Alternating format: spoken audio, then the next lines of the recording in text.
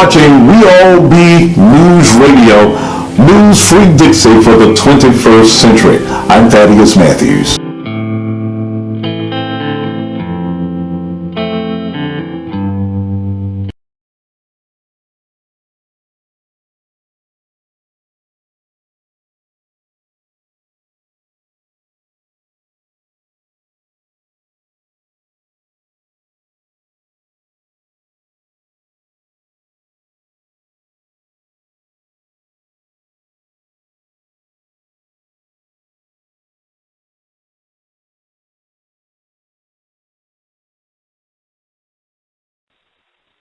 Hey, welcome, family, to another wonderful infotainment, edutainment edition of the Artivist Presents We All Be News and Radio. I'm your host for the empowerment segment, R2C2H2, the Artivist.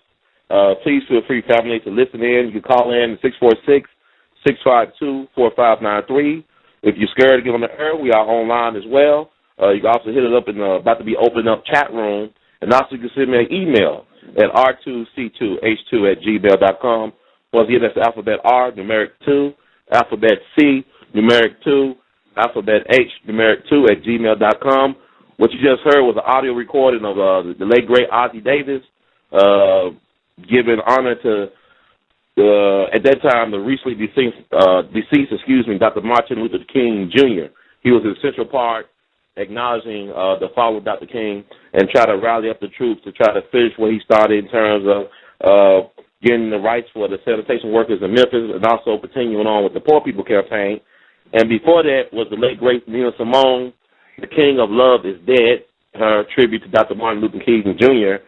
And I played a little bit of a segment from Dr. King, one of his speeches called We Shall Overcome, which is kind of like related to the song, but he took it to another level, as only Dr. King could. And tonight's topic, of course, is soul power. Brother Dick Gregory on Malcolm and Martin and what's going on in the world today. This show actually been a couple weeks in the making, and like they say all the time, good things, and I think even greater things come to those who wait even longer.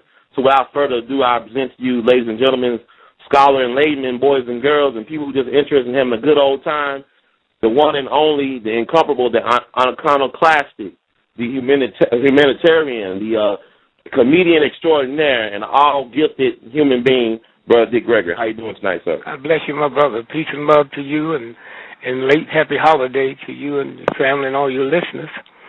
Always glad, yeah. Just let me say that before we start the show, we've been watching the news all day of the horrible weather y'all having there. Yes, sir. And being from St. Louis and knowing earthquakes, not earthquakes as much as tornadoes, and it is something. And those of you who've been listening but haven't been able to see it, it's something you never want to see and hear. It's like 10 billion freight trains coming through.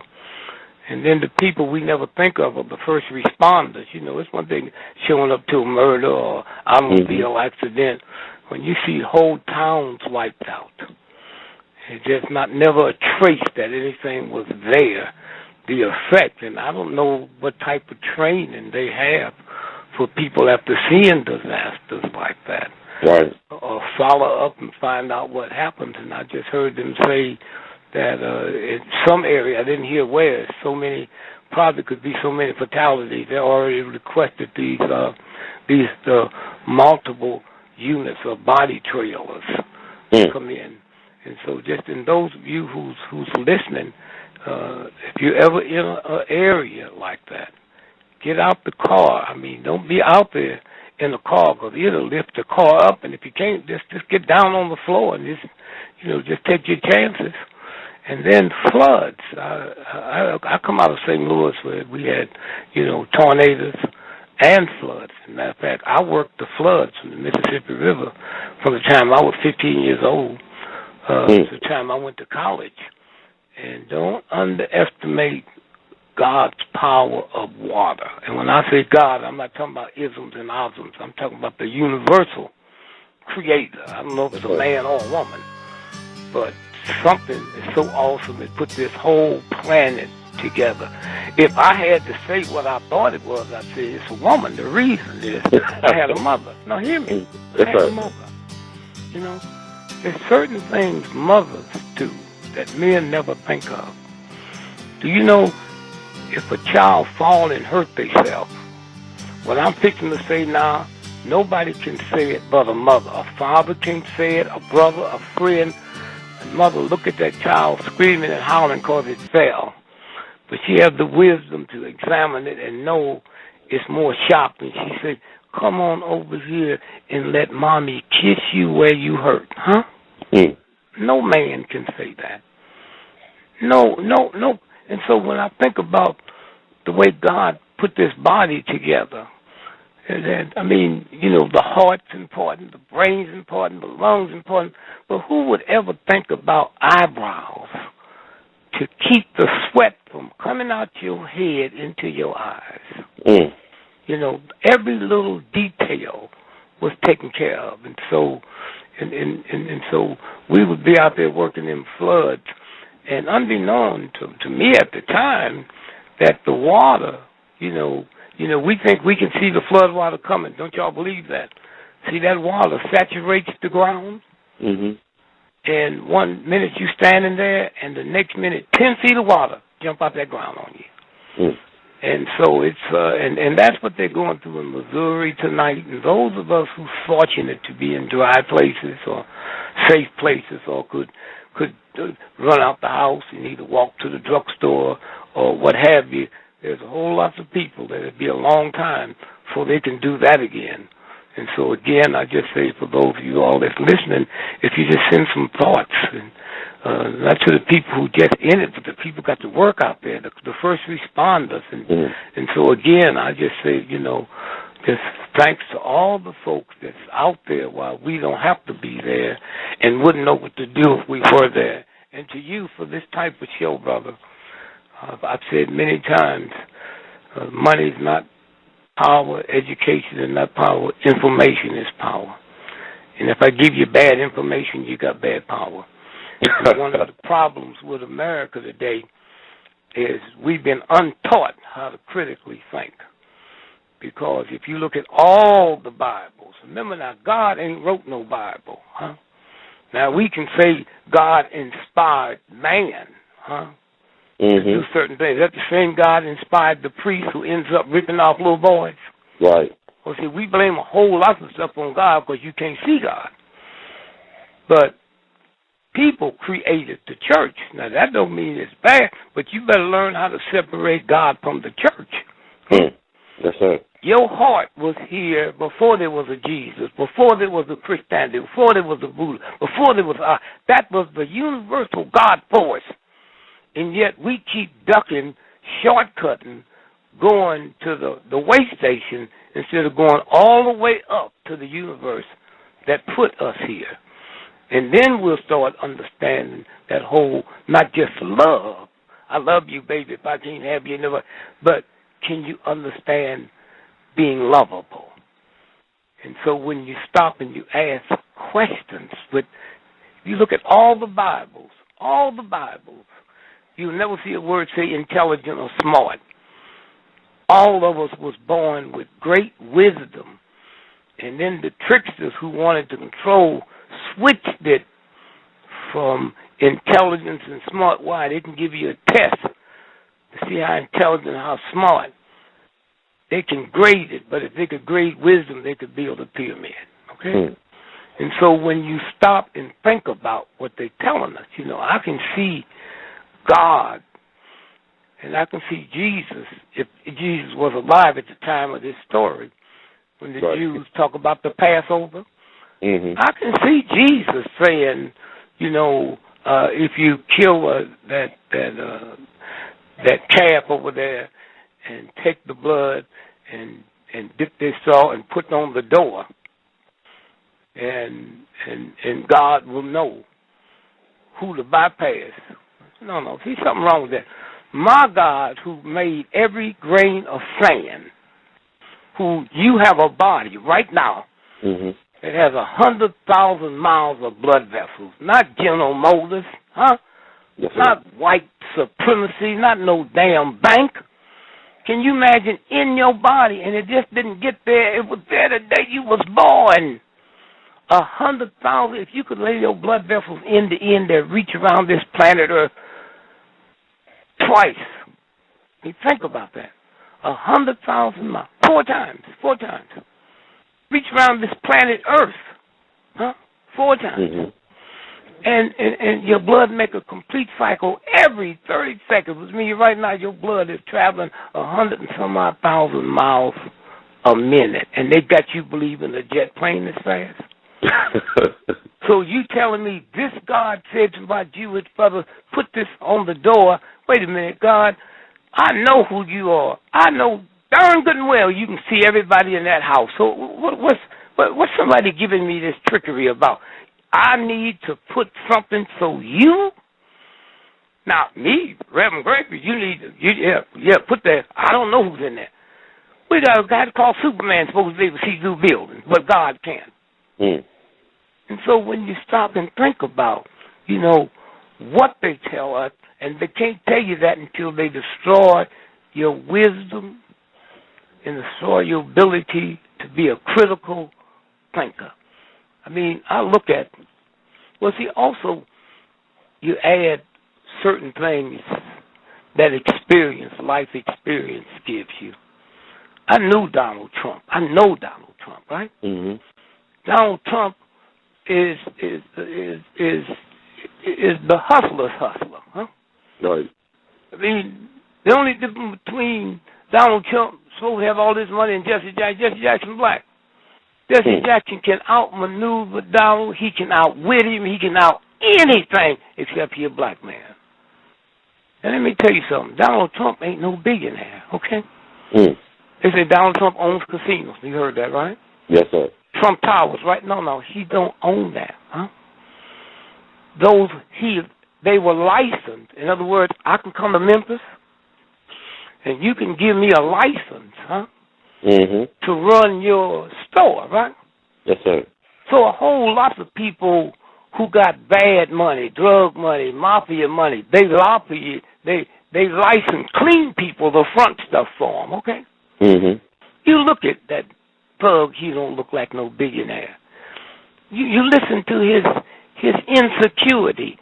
The other day when Bill Cosby was reacting to how he's reacting to the president, right? He went into Bill Cosby. I ain't never liked this humor. Real solid, secure people don't react like that, huh? Yes, sir. Only chumps who want you to think they rich, huh? Yes, sir. I know him, man. I know how nice. Before this mess started, you and I could be walking down the street in New York and I say, Greg, how are you? Who's your friend? Come on, let's have lunch. That's how cool he was with black folks. That don't mean he's going to be a racist. Mm-hmm. The mob, man. When you talking about sporting life, man, the mob treats Sammy Davis Jr. and all the top folks like God just kissed them. But that's how he was. And so I'm saying to see him change like this, I know it's more to it. Somebody have threatened him. Now, can't anybody threaten him, but somebody real powerful. Right. To say, here, we got a job for you to do, huh? And I'm just sorry, whoever's advising Obama, that they let him release that today. I mean, why didn't you release it 2 years ago, huh?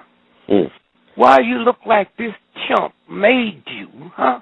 And now he ends up, and now it won't stop, huh? Right.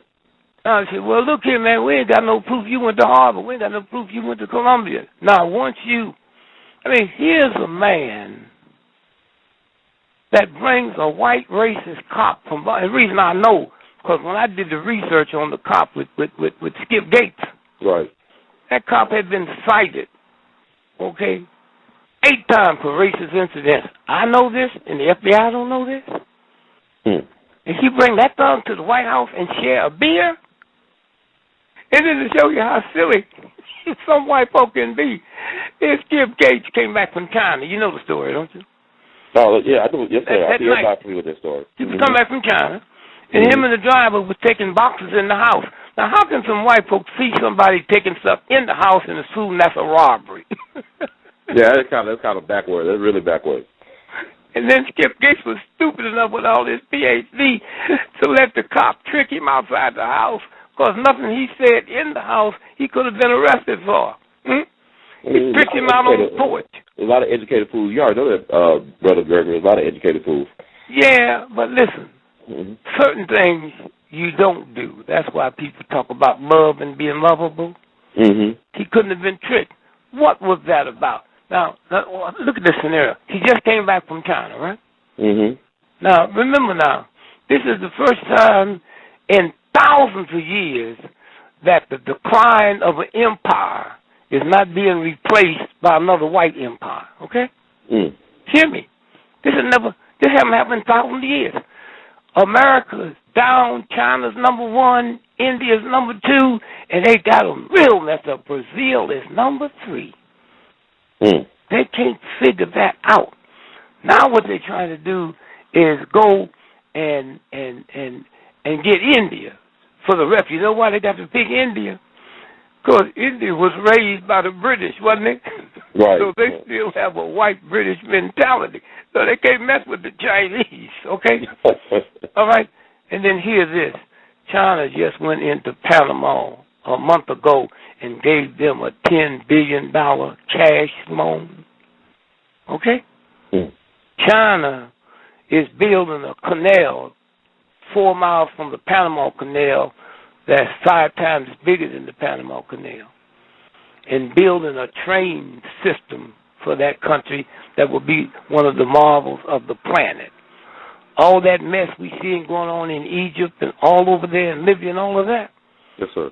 That's China's over there. See, we forget because we didn't know that when that first thing hit in Egypt, Chinese sit in their big planes and then they take 33,000 Chinese out. Huh? That's what this is about.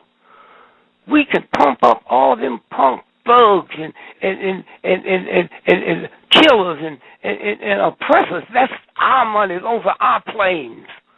All them people that got gunned down in Egypt, that come from America. So then they say, them leaders and sit here and let these Chinese in.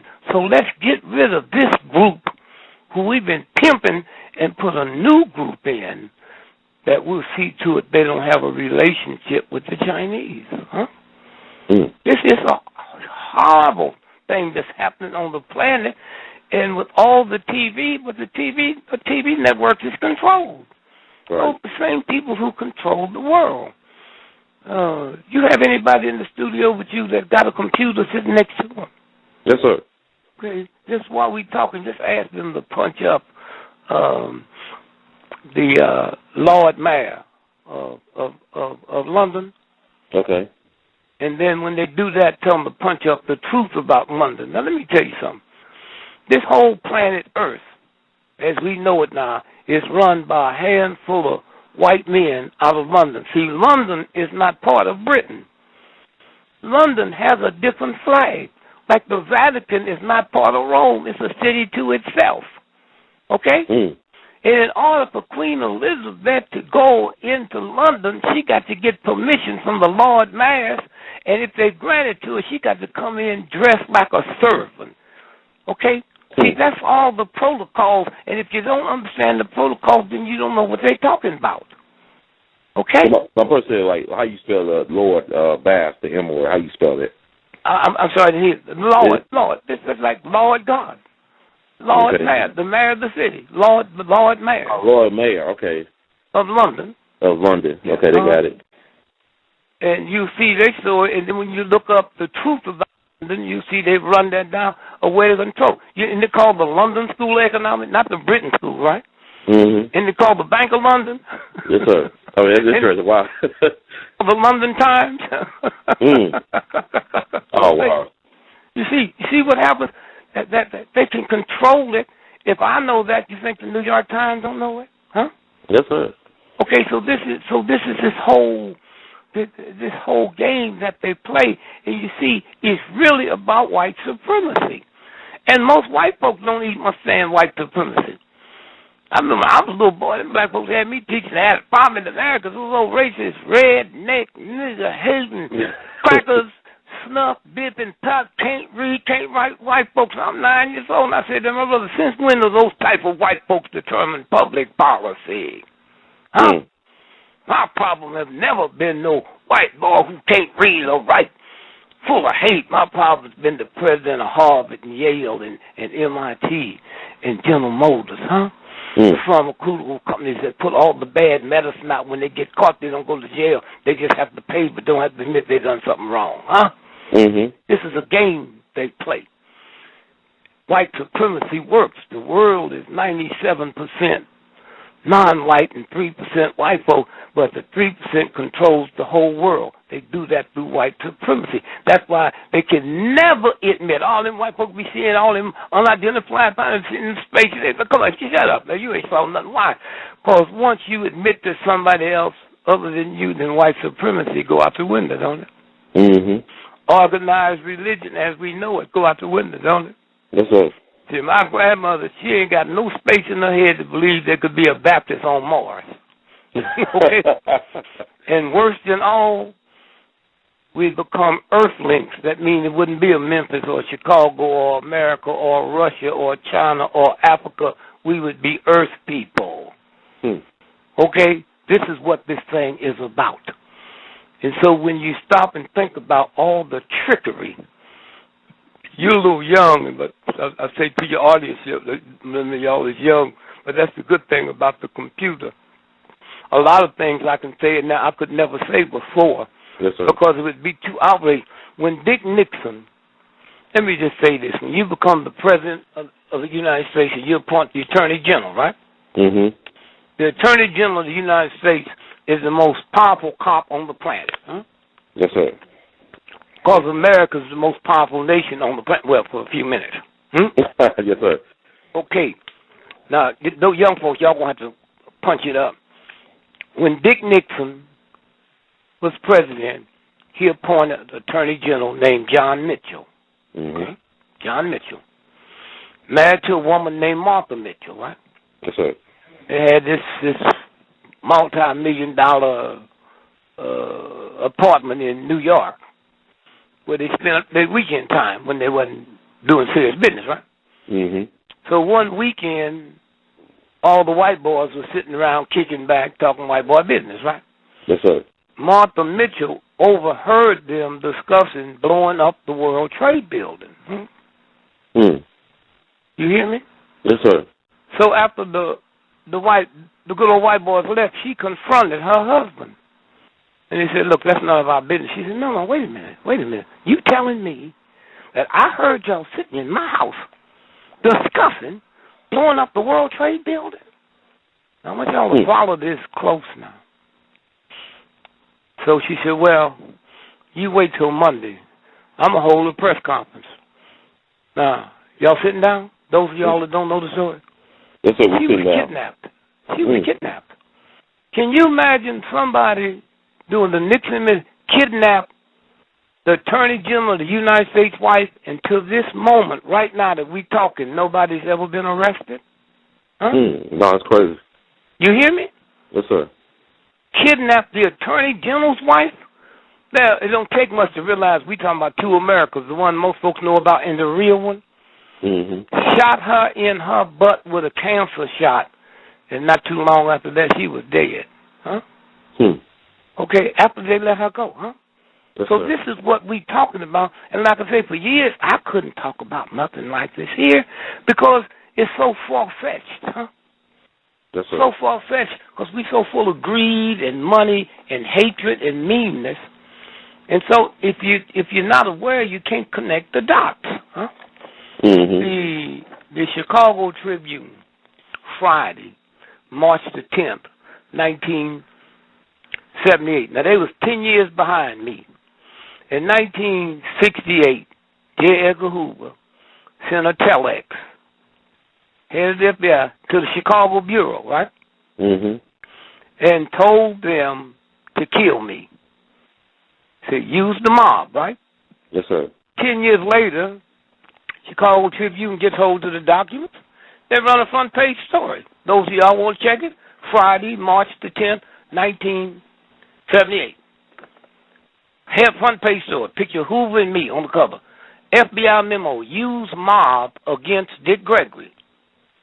The late J. Edgar Hoover ordered the Chicago office, of the FBI to develop measures to neutralize black comedian Dick Gregory and suggests measures could include alerting La Costa Nostra to Dick Gregory's verbal attack. I said the mafia is the filthiest people on the planet. Now, I want you to hear this now. This is head of the FBI. This is not some thug on the street, right? Right. Head. Say, American citizen who ain't never committed a crime, huh? Had, that's it now. Here's how it works. Now, I'm running y'all through this so when we get into Malcolm and Martin. Oh, yes, I'm listening. I'm excited, but this is phenomenal. Well, here's how it works. How old were you in 1968? I didn't exist. Huh? I didn't exist. All right, let's say you was 19 years old, okay? And all at once you pick up the paper and read where Dick Gregory had been gunned down in Chicago, right? And about 10 feet away, a mafia hoodlum was killed by the cops. That killed me, right? Okay? Now, all at once, the news started coming out that Dick Gregory was killed because he was running drugs for the mob and cheating them out of their money. Okay? You hear me? Yes, sir. Now, all at once, somebody said, well, wait a minute. And then all at once you pick up the New York Times or the Memphis paper off the wire service and says, oh, they found a foreign bank account with $80 million in it. Dick Gregory. Who wouldn't believe I'm pushing drugs and who would not believe that J. Edgar Hoover had just ordered me killed? Okay? Yes, this is how it works. Huh? This is how it works. And they do it every day, and poor people just sitting here looking at the news, looking at this here. The newspaper reporters, let me tell you, this country is on its way down, and the downfall of it will be the newspapers, the people who own it, and certain cops.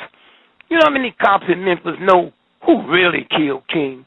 You know how many cops in New York know who really killed Malcolm? Huh? Right. Yes, sir. Oh, but they keep, and so eventually, after you keep ignoring an infection and ignoring a cancer, see, a cancer of a human being works the same way as a cancer of a nation. It gets to the point it's beyond saving, huh? Yes, sir. And so when you stop and think about simple, hold your hands open. If I borrow $10,000 from you next Friday, right? And I say, I'll pay you back in 3 days. Tell me what day I'm supposed to pay you back. Do you borrow from me from Friday? Count on your fingers. I borrow $10,000 on Friday, and for 3 days I'll pay you back. Count on your fingers. Monday, right? So how can Jesus be killed on Friday and keep coming up on Sunday, huh? They put it right there. No, they put it right in your face. Huh? Yes, sir. All over the world, it's called Easter Monday except America. Everywhere in the world, Monday's a holiday, except Washington, D.C. is a holiday because Washington, D.C. is part of the occult. Okay? And so all over the world. Now, Martin Luther King was killed April the 4th. Okay? Yes, sir. Every year, April the 4th, a lot of us get together and kind of have little festivities to celebrate the brother, right? Yes, sir. JFK was shot November 22nd, right? Yes, sir. So every November 22nd, a bunch of us go to Dallas and partake in festivities, right? Yes, sir. So every year, if you want to celebrate the killing of Martin Luther King, what day do you do? April the 4th, right? Yes, sir. You want to celebrate the shooting every year of JFK is November 22nd, right? Yes, sir. Christmas, when we celebrate Easter, which is the crucifixion of Jesus Christ, right? How come one year Easter comes in April and another year come in March? You can't be killed in 2 different months. You're right about that. Huh? Yes, sir. You hear me? Yeah, I hear you. the pagans were celebrating Christmas and Easter 2,000 years before Jesus Christ was born. Huh? You hear me? Yes, sir. Easter, the reason Easter changed from year to year, because Easter is determined. See, Easter is a Latin word called Esther, which means fertility. That's why the symbol is a rabbit in an egg. Okay?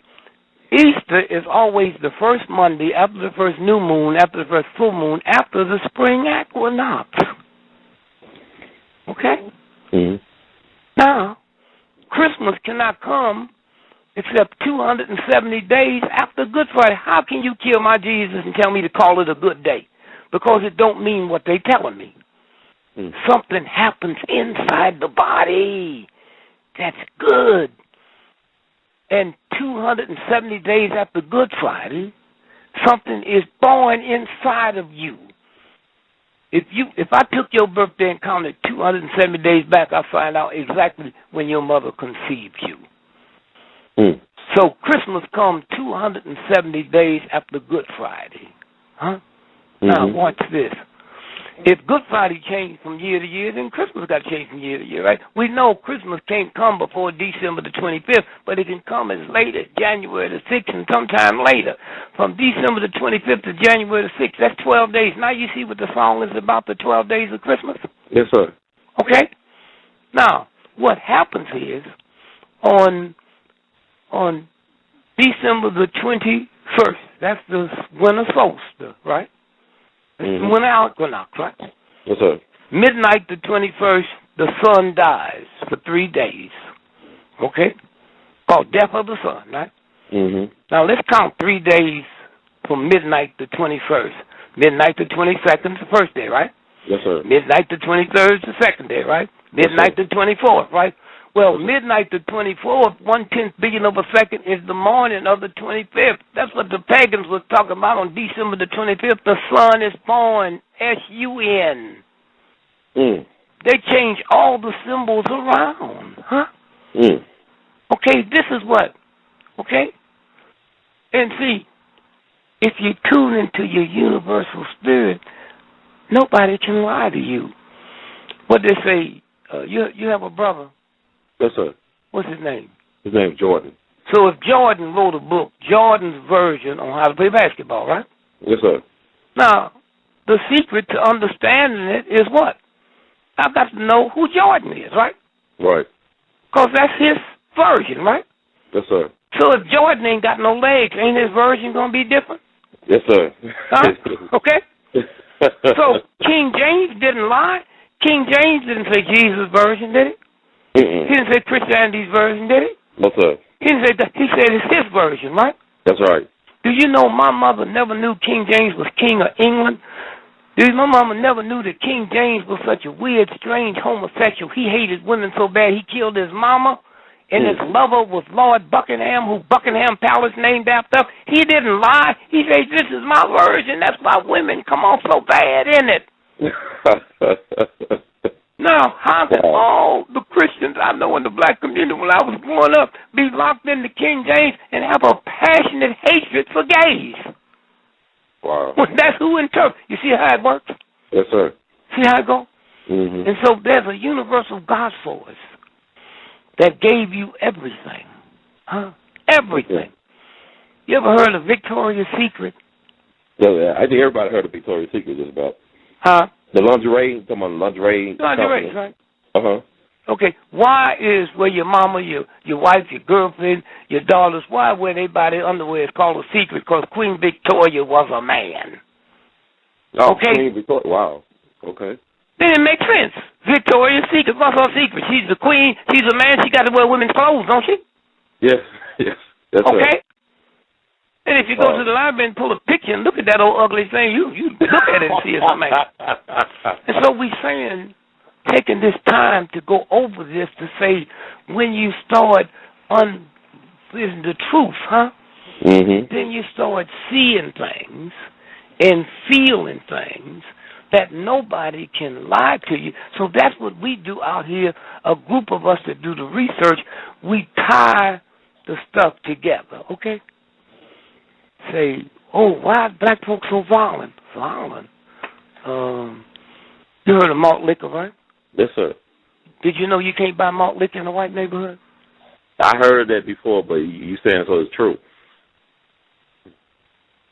No, well, see, you just answered a strange question. Right. All you got to do is go to the white neighborhood and try to buy it. You don't have to ask me. That you can prove. Huh? Yes, sir. So why are white beer companies making beer for black folks and they ain't selling to white folks? Because they put a thing in there called manganese, and once you get enough manganese, you'll kill your mama. Now, the body needs manganese, but once you get too much, no. Listen to this here. And those of y'all that do the research, this was in Thursday, May the 29th, 1997, New York Daily News, right? Listen to this. Crime linked to pollution. Polluted water can cause brain damage that turns ordinary people into violent criminals. Now you see why people with money buy bottled water. Who said it? Researcher. What's his name? Roger Masters. Okay? Roger Masters. Where? Of Dartmouth University. Okay? Dartmouth College in Handover, New Hampshire. Now, this ain't no spooky nothing. I just gave you where you can hit up and get in touch with Roger Masters, huh? Yes, sir. Brilliant thing. Here's what he says. He compared crime figures from the FBI with information on industrial discharge. Wait a minute. Crime figures from what? The FBI. Hey, man, nobody told us the FBI was keeping crime figures on homicides caused by pollution, right? Well, I got a copy. Here it is. The relationship between lead exposure and homicide. And yet they reduced us down to such nothing. They got us believing this crime thing we looking at is us, huh? Right. Okay, now watch this here. Roger Masters. He said, compare crime figures from the FBI information on industrial discharge of lead and manganese. Okay? He found a link between pollution levels and murder, assault, and robbery. Counties with the highest pollution levels have a crime rate triple the nation's average, but they can make us believe this is a black thing, huh? Right. You see, anytime you double-cross the real God and peacefully coexist, anytime you accept injustice, you become unjust. Anytime you peacefully coexist with filth, you become filthy. That's who we are. And so they can put all this stuff down. They train. They understand the mind. They understand all kinds of craziness, right? Yes, sir. And you have to do this tonight, but y'all listening. Jamaica. You ever been to Jamaica? No, sir. They super black over there. I'm not. You know the number one killer in Jamaica tonight as we talk with young folks? It ain't crack. It ain't drive-by shootings. It ain't automobile accident. It's bleaching cream. Did you hear me? Yes, sir. Bleaching cream, huh? Okay. What? Bleaching? The number one killer of Chinese women in China is bleaching cream. That's what the Hollywood movies do with white supremacy. They put that stuff around the world, and you see them white folks, and yellow ain't enough for a Chinese woman. Huh? And we sit here and just say, And these folks is using scientific data, huh? When we sitting here trying to figure out stuff, well. And so, again, I say this to say, I did a show the other day talking about, I had all the documents on the bleaching cream, right? And talking about Jamaica. I said, wait a minute, you ought to go to Jamaica. I said, you know how many black folks are listening to this show tonight that know what Dick Gregory looked like? And if they saw a daughter, grandson, or daughter come home with a man or woman as dark as me, they would have some problems. You hear me? Yes, sir. Do you know in New Orleans tonight, they still have brown bag parties? You ever heard about them? No, sir. Tell me about that. Me and you going to a party. When we get to the door, there's a brown bag hanging down from the ceiling. If you're darker than the brown bag, you can't come in. Oh, wow. They still Okay. got nothing going on. But wait a minute, man. Let's don't play no game. We know about that yellow thing. We know how it exists. Now, don't nobody want. They discussing the word nigger, which you can never be. But what show have you ever heard discussing this yellow thing that we locked into, many of us? Okay. Right. That's right. All right. Mm-hmm. Now let me tell you how it works. Y'all can take your pens and get up on this one here. Here, UCLA newsroom research. Okay, African Americans. Now this came out of UCLA. Okay. Mm-hmm. African Americans and Caucasians have similar emotional brain activity when seeing African Americans. UCLA psychologists find. Now this is data. This is research. It ain't no pimp talk, right? Right. What they do, they take 100 white folks, and for 6 weeks they run them through a program, right? Who do you like? Who do you dislike? You know, they're talking about race. You know, you people. Did you like your school? You like you this? And then after that's over, they take these 100 and they give them. They put a brain scan around their head. Looks like a pair of earphones, right? Mm-hmm. And your brain shows up on a big TV screen, right? Mm-hmm. And so they flash you pictures of your mother, the different people you said you like. And they can see on that screen happiness. They see the movements, right? Right. Joy. Yeah. And then they show a picture of a black man. And 63% of white folks fear damn near jumped through their skull. They wasn't even aware of it, right? Mm-hmm. Okay? Now, they did the same thing to 100 black folks. When they showed them a black man, 63% of them had the same reaction. That's why they said the test, African Americans and Caucasians have similar emotional brain activities when seeing African Americans. Huh? Mm. This is scientific data, huh? Yes, so then we sit and think you can peacefully coexist with some filth, and it's not affecting you. All right, let me. How old are you now? I'm 31. I just got Right, my birthday was on Saturday. Let me make you 45, right? Yes, sir. Let me make you African American, 6 PhDs, right? Okay. Thriving business. You got $10 billion in the bank, right? Yes, sir. You driving down the street tonight with your wife and family, huh? Mm-hmm. In your brand new Rolls Royce, huh? Yes, sir. $400,000, huh? Mm. Big old pocket full of credit cards, bag full of money, right? Yes, sir. You hear a siren coming, you look through it and see a cop car, say, you squeeze the steering wheel, man. Mm. You got 5 PhDs, $10 billion, respectable citizen. Mm. And when that cop passed you, you say, thank God for what? He wasn't after you in the first place. But here's a white dude on his way to rob a drugstore, and the cop passed and he waved at him. He don't know him. Now, how do we start unwinding that, huh? Mm. You hear me? My mother. My mother. If my mother walked in your studio right now, she dead, but you would think God spit her out. That's how precious she was. Loving and kind, you know. Yes, sir. But if you tried to explain to my mother that Jesus Christ wasn't a Christian, she would stomp you to death. Why? Wow. She didn't know Christianity never happened until 100 years after Jesus was dead. She never know. They never wrote anything publicly about Jesus the first 100 years. She didn't know Jesus' brother James. They killed the same way they killed him. That's what raised me, okay?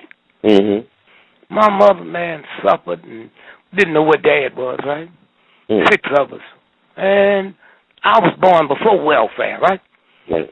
My mother, man, would go to different people's house and wash windows and scrub steps and stuff and to give us our Christmas, right? Mm-hmm. And on Christmas morning, man, we laid out all under the Christmas tree. Toys, you know that feeling feel like when you're a little child, don't you? Yes, sir. And And then after she do that, she tell us a white man brought it forward. Huh? Can you imagine a Jew buying their children stuff for a special day and saying Hitler and the Nazis bought it for him? Huh? No, I can't imagine it, no. Okay. She said, do you realize, man, that when I go to China, I go into the Christian community, and Jesus Christ look Chinese. Go to Japan, and Jesus Christ look Japanese. Go to Brazil, Jesus Christ look. Come to America, go to black community, here, white man. But in America, we got Polish people running back to Poland every year so they can bow down to a black Madonna. Huh? Mm-hmm. Okay? And so we really believe that you can, you see, anytime I let anybody reduce me below the dignity that God left. I'm talking about the church. Mm-hmm. Reduce me below the dignity that God gave me just so I can feed my family and pay the rent and send me. I have violated God. Huh? Yes, sir. That's a violation of God. And when you violate God, you get your grace taken away. Huh? Mm. You go from grace to disgrace. Huh? Yes, sir. But we believe, oh, yeah, I'm just providing for the family. If I didn't do that, they wouldn't be able to eat. Did white folks make you? Huh? Do you know who you are? Like the strongest two forces in the history of America. I'm going to say this twice. The strongest two forces in the history of America has always been the black woman and the black church. Hello? Yes, sir. Huh? And when we black men find this out, right? Ho, ho, ho, ho, ho. Now, I'm going to make a statement, and then I'm going to correct it, right? Okay. Right now. I'm going to say to you tonight on your show that in America, in daily life, black folks is found to be more religious than white folks. Do you know how many black folks and preachers everybody be calling you up? I'm crazy. This ain't true. How can he say that, right? Mm-hmm. Now, let me see how many people going to call on this. Those out y'all got your pen and paper. Take this out. The Philadelphia Inquiry, one of the major white papers on the planet. Sunday, March the 9th, 1997. Got that? Mm-hmm. Headline: in daily life, blacks found to be more religious than white folks. I bet you ain't going to mop your mouth on that one. Huh? Me, I'd be attacked. You can't say that. Nothing. Here's some white folks saying it, huh? Mm-hmm. All right. And where'd they get it from? It's a study called The Most Exhaustive Ever on Race and Religion shows that the church is important among black, a sociologist said. This is scientific data, no emotion, no crap, okay? Mm-hmm. And so when you sit and see how the mind works and then how they trick. So now, if we go back, see, you can't just pick up something from here. Let's go back to the day King was shot on the balcony, okay? Mm. Remember that famous picture where everybody was pointing up? Yes, sir. Now, if me and you was in Memphis tonight and we eating lunch, your family, mine, on the back, and a shot rang out, are we going to hit the floor? Yeah, I know. Now, how did them folks know it wasn't going to be a second shot, okay? Mm. See what critical thinking do? Yes, sir. How did they know? Do you know that bullet was moving so fast, King didn't even hear it? It hit him before the sound reached him? Mm. Okay, so how did they know where it come from? Huh? The bullet came from down on the ground. Somebody got them to point the wrong way, huh? Mm. The next morning, they came in there, by the time morning, they'd moved the tree out the way because the tree would have been in the way of that window where they said it came from, and they went in there and cleaned up all the bushes. Why? Because they forgot they couldn't leave the cartridge there because the cartridge, the shell wasn't going to match the gun. They was going to leave the blame it on James L. Ray. Right. So the mayor and all of them sent them in there to clean all that up to get that shell, okay? Mm-hmm. And so I'm saying, so now here's what happened. King is on his way to the Poor People's March, right? Yes, sir. And white Southern senators, some nonsense. Look, We can't have this man coming here where he go. There's violence. Well, you had some senators and some Congress folk, white folks, and black. Wait a minute. King has never created violence. That's always been perpetrated on him, right? Mm-hmm. So then somebody said, "Oh well, we got to change that, right?" Yes, sir. So that whole Memphis thing was staged to create a violence. You know, the invaders. Mm-hmm. When the truth come out, man, they wasn't nothing but a bunch of government provocateurs. Not all of them, but the ringleaders, government provocateurs. And out of all the riots that happened in America in the 60s, that was the only riot that the cops didn't start. They started smashing windows. The invaders, huh? And forced, now the movement can't say there's never been a demonstration that King led that broke into violence, okay? Right. So now that's why he was forced to come back in there, huh? That's why he had to come back in there, because he was embarrassed. He had to prove to the whole world that nonviolent work, that he could run a nonviolent demonstration, right? Yes, sir. Now, you know, King was killed April the 4th, right? 1968. I have a document. I had it before it was unclassified, right? Yes, sir. Subject, after, here's what it says, subject, after action, report, civil disorder, Operation Lantern Spike, that was the code name. This is the 111 military intelligence that was sent into Memphis the 28th of March and stayed there till April the 12th. Went in before King. You hear me? Yes, sir. United States Army Intelligence Command. Huh? All right. They came out of Maryland, man. Huh? This here. And so when the government was not, now they can't deny it because they've been forced to admit, right? Yes, sir. So now, when the CNN just did that last special Ernest a couple of weeks ago on King. Oh, King, okay. And you saw King laying on the ground. And the girl asked Andy Young, said, "How did you feel with Martin Luther King laying at your feet?" You know what Andy said? Oh, I thought he was putting us on. I thought it was a practical joke. And I'm saying, Andy, did you really hate, huh? He said that for real?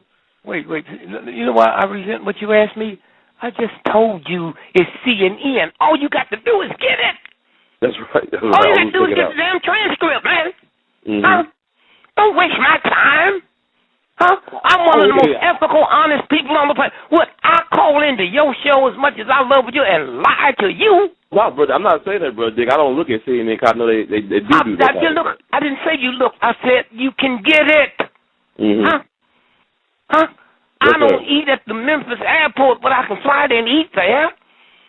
I'm saying what I'm telling you, you can find. You don't have to take my word for it. I'm saying you got other people that sitting listening to the show. I'm saying all you got to do is look at Andy Young standing there, and she asked him that, and he said, I thought he... Now, let me tell you what that means. That means that Martin Luther King, one of the most public figures, eloquent on the planet, right? That he's walking out his room to go to dinner, and he would fall down on a dirty balcony floor as a practical joke in his suit. Huh? You know how much hate that boy have to have for King to say something like that? Huh? Yes, sir. And then Reverend Kyle, who he's going by his house to dinner, Kyle said, well, I came over and took the cigarette out of his hand because he didn't want the world to know. Look, when King walked on that balcony, ain't the world press standing there? I mean, Earl Caldwell was there from the New York Times. He was staying at the hotel. No, as baby. You know, I already know you know. Codename Zorro. Yeah, the world press. I'm saying the whole world press was there. Yes, sir. So why would I walk out on the balcony with a cigarette in my hand if I didn't want people to know I was smoking? Well, I want to, Brother Dick, I want to play right quick. Like, I saw you and Steve Cokie did some years ago about this. I want to play the clip that you provided that was broadcast, I believe, on NBC of Reverend Billy Cowles in his own words. So, you know, Reverend Billy Cowles claimed They spent an hour, the last hour of Dr. King's life in room 306, and they made a documentary about it. So I wanted him to say in his own words what you already know. I want everybody else to hear this, too. And then I'll explain to you where that happened, okay? Yes, sir. And when I finished sharing with them the last hour of Dr. King's life, I hurried. But that gave me the wonderful privilege of spending the last hour on earth. 3 preachers in a room, Abernathy, King, and Kyle. And we spent that last hour together in room 306 at the Lorraine Motel. The press is always curious, and writers, what went on? What did you talk about? I said, we just talk preacher talk. What preachers talk about when they get together? Revivals and all that. What you fixing to hear now? About 5:45, we walked on the balcony, and he was talking to people in the courtyard. He stood here and I stood there. Only as I moved away, so we could have a clear shot, the shot rang out. Thank you. Turned around and then knocked him back on the balcony. So that's what Billy Cow said. Now listen to this first now. Mm-hmm. He put one finger up and said, I stood here and King stood there. Only as I moved away so he could have a clear shot. Now, had he not said nothing after that, you could have thought he was talking about a photographer, right? Mm-hmm. He said, as I moved away so he could have a clear shot, the shot rang out. Okay? Mm-hmm. All right, so now, let me tell you where that came from. A woman called me from Jackson, Mississippi, was Reverend Carl and them, was playing up the April the 4th rally in Memphis, right? Yes, sir. So they went there and held a press conference. Well, James Orange, one of King's lieutenants, was down there with a group of A.L.L people. So they went to the press conference. When he heard Billy Carl say that, he was talking about killing him. The girl ran to a payphone and called me and said, Dick, James Orange is talking about killing Reverend Carl. Well, I said, put him on the phone. Mm-hmm. And James Orange said, I said, James, hear me. Listen to me. What happened? And he told me. I said, James, I want you to hear me. Before you do anything, I want you to compose yourself and go to the networks. All of them was there. Go to NBC and tell them who you are, and don't look angry or nothing, and say, we'd like to get a put of that tape there for the archives, right? Mm-hmm. You hear me? Yes, sir. Because if you don't get it now, it will be destroyed, and the world will never be able to hear it, huh? Yes, sir. And I said, when you get it, you have the sister call me, huh? Mm. And then I sent my people down there immediately, bring that tape back here, huh? Yes, sir. That's how you able to hear that now, okay? And so, again, I'm saying that when you sit and you look and see how they've been able to turn this thing around and mess it up and take it all upside down and everywhere, right? Now, you got a pencil and a piece of paper on you? Yes, sir.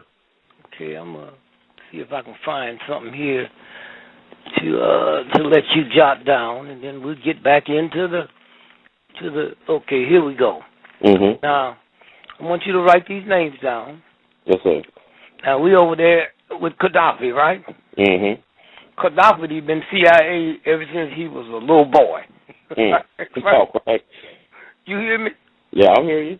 Did you see where they found $62 billion Gaddafi's money in a Washington, D.C. bank? Now, would he be that stupid to keep his money here knowing they're going to take it? Oh, look, now, here's what I want you to write down. Yes, sir. First name is Charles McKee, M-C-K-E-E. Okay, I got it. He's from Youngstown, Ohio. Yes, sir. His mother's name is Beulah McKee. Okay?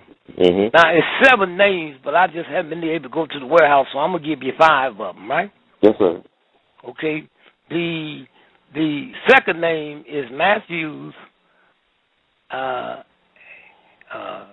Gannon, Gannon, okay?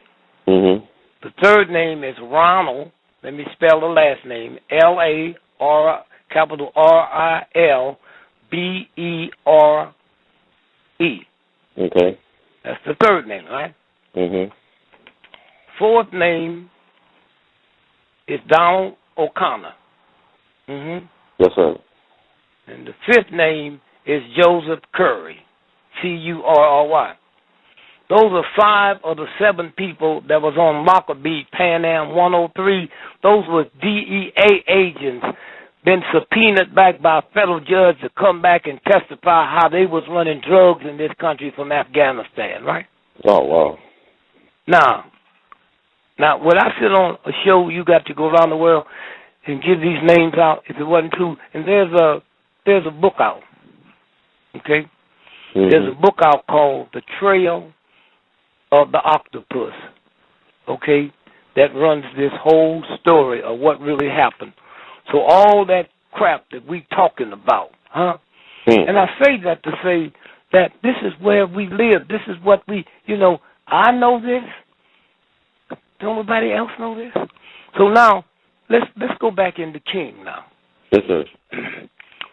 After King is dead, Abernathy writes a nasty book on King. You aware of that? Yes, sir. I remember that book. Yes, sir. Okay. And he's talking about the sex that King had the night before he was killed, right? Mm-hmm. And he said the sister, they got into a fight and said he knocked the sister down, right? Mm-hmm. And said, and she leapt up off the floor. Black folks don't say leapt, they say leaped. Right. So that's why some white person wrote that. Mm. Okay. Now, thank God for the sister, sad for Abernathy, the woman there in Memphis got a lawyer and sued Abernathy and the publisher. Did you know that? Yes, I heard a little bit. I'm vaguely familiar. Now, you know the reason it didn't go to court? Why? And the truth didn't come out? Because Abernathy was killed. They say he died of natural causes, not no, that's crap. And once he died, the suit stopped, okay? Mm. All right? See how vicious it is, man? Yes, sir. And so when you stop and think about, the hatred, and so if you look at Abernathy's book, that come right out of the CIA and the FBI files, okay? Mm. All right. Now we got this new piece of filth that just came out on Malcolm. Yes, sir. So you're talking about A Life of Reinvention, Malcolm X by Dr. Listen, wait, read it slow, though. Mm. What is it? A Life of Reinvention. Hold it. Reinvention, right? Right, reinvention. Wait. Reinvent mean I'm gonna make you over, right? Mm-hmm. That's what they said, right? So that's why you see in the book we're going to make Malcolm over and say that Malcolm was not only gay, he had a white lover. The reason Malcolm was mad at Elijah Muhammad because Elijah Muhammad knocked up one of his girlfriends. See what they talk about when they say make over? Yes, sir. All right, now, listen to this. This is really cold-blooded, man. Mm-hmm. The guy who wrote this book, Manny Marble, Marable, right? Yes, sir. PhD, professor at Columbia University. Well, let me tell you about the Ivy League schools. All the Ivy League schools, not almost. Every Ivy League school, Harvard, Yale, Princeton, all of them was created by slave owners for their dumb white boys. Huh? Yes, sir. I agree with that. Okay? Mm-hmm. Now, when you look at the new book on Malcolm, right? Yes, sir. Let me find the page here. He says that he talked about Malcolm's daddy. I want you to hear this because when you start reading, you can hear things that don't make sense coming from me, right? Yes, sir. So he goes on to say that Malcolm's daddy, Earl Little. Mm-hmm. Earl Little, huh? Mm-hmm. Married Malcolm's mother in 1909. Got that? Yes, sir. 1909, right? Mm-hmm. He married a local African-American woman, Daisy Mason, right? Mm-hmm. Now, you know what's wrong with that? Mm. Wouldn't nobody have to say in 1909 you married a Negro woman, right? Right. Who else was you going to marry? Oh, lots of places had law you couldn't marry a white woman, right? So what black man would say that and says this was written by a white boy? No, okay, brother, I think he meant that because A.L.L was married before, according to Marable. He's talking about not Malcolm's mother, but his first wife he married in 1909. Yeah. Okay, go ahead. I'm sorry. But I'm saying, why would you have to say he's married to a African American? Well, you got to qualify that. That's true, because, I mean, you talk about Jack Johnson, they made the man act because Jack Johnson was doing white girls. You're right about this. Did you hear me? That's what I'm saying. That's how Mm-hmm. vicious, okay? Yes, sir. So then what Mary Marple didn't know is how white supremacy worked. The book is going to come out on April the 4th, this month, on the 43rd anniversary of King's assassination, right? Mm-hmm. But they killed him on April the 1st. Is that called April Fool's Day? Yeah, yes, sir.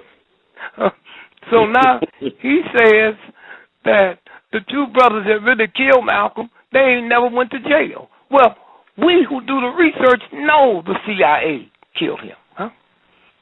Mm-hmm. And I'll prove something to you in a minute. We know that, right? Now, so what's he saying? He's saying that the CIA didn't do it, huh? Yes, sir. Now, here's what happened. Somebody threw a smoke bomb in the back of the room at the Ottoman Ballroom, right? Yes, sir. First, let me tell you a story. Malcolm called me at 6 o'clock in the morning that Sunday. I was working in a nightclub called Basin Street East in New York. Sunday night was my closing night, huh? Mm-hmm. He said, Brother Greg, you just wanted to make sure you'd be down at the ball. I said, Malcolm, let me tell you something, man. I'm not going to be there, man. I'm not going to give the government two for the price of one. I'm so sure they're going to hit you today, Malcolm.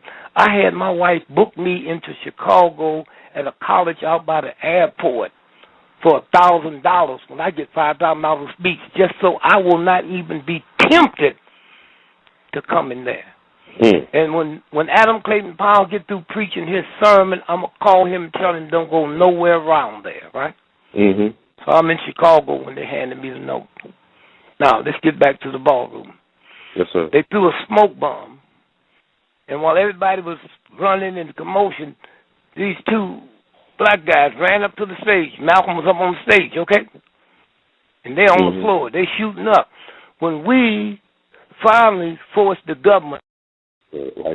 Hey, everybody, we're going to get Dick Gregory back on. See, just by he about to tell the truth, the powers that be cut us off. We're going to get this brother back on.